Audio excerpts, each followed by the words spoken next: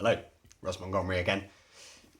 I'm going to start today by reading you an extract from the Midnight Guardians. I'm going to read a part I always like to read out loud, which is the very first chapter, so you can read along if you like.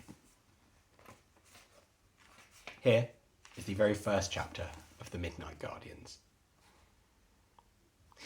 Tonight is the darkest night of the year.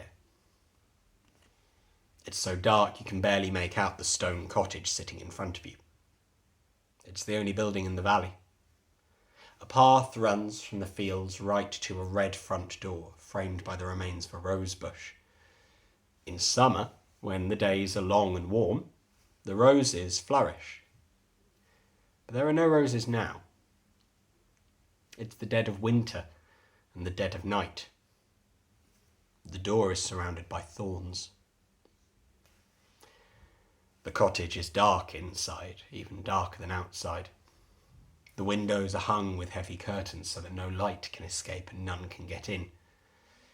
There's a fireplace in the corner, but it's been a long time since anyone has lit it.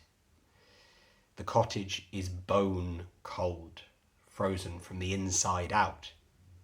Even the floor stones are coated with frost. It's silent, and it's dark, and it's dead. But not completely. From somewhere in the attic, a light is glowing. It comes from the candle that rests in the centre of the floor. The light gleams off of rubbish packed high to the rafters, broken boxes, old rugs, furniture, all of it left and forgotten. The glow is small, but strong. It feels like it could light the whole house if it tried. 3 figures are sitting around it. They have been waiting for some time. "Well, this is stupid," says the first. It's a knight in shining armour. He's much smaller than you'd expect, no bigger than a child. The candlelight gleams off his breastplate and catches along the edge of his lance. A moustache pokes from his visor and dances when he talks. "He's not coming!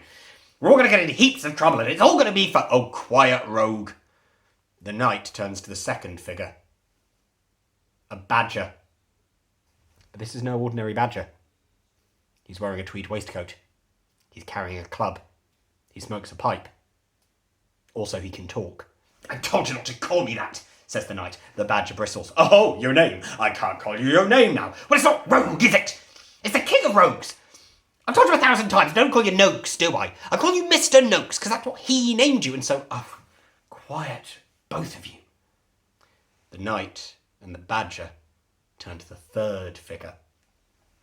A Bengal tiger, towering above them.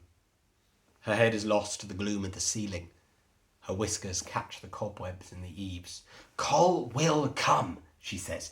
"Maybe not tonight, maybe not tomorrow, but he will come. We just have to keep calling him, that's all." She shuffles.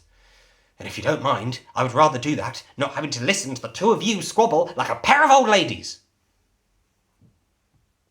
The badger grumbles and puts down his club.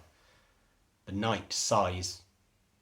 "Oh, Pendlebury, how can you be so sure that Col is coming?" The tiger gives him a look that seems at first like anger. But it's not anger.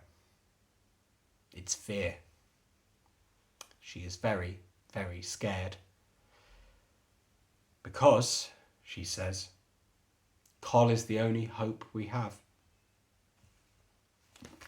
It's a very short first chapter. I quite like doing that with my books. I like starting with a chapter that is short, but gives the reader so many mysteries and so many questions that they need to answer that it makes them want to read on to find out a little bit more. I hope you enjoy reading on and finding out a little bit more about who these characters are and what they're doing. And I hope you enjoy the rest of the Midnight Guardians. Thank you very much.